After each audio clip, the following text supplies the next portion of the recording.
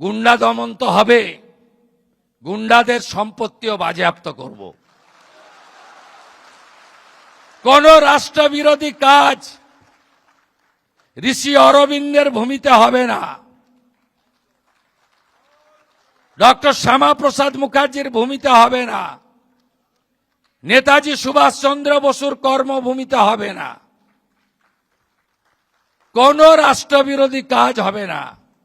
ক্রমান্বয়ে আপনারা দেখবেন এই রাজ্যের মধ্যে থেকে যারা অপারেশন সিঁদুরে সেনাবাহিনীকে অপমান করে, দেশকে অপমান করে, পহেলগামের হত্যাকাণ্ডের নিন্দা করে না, অথচ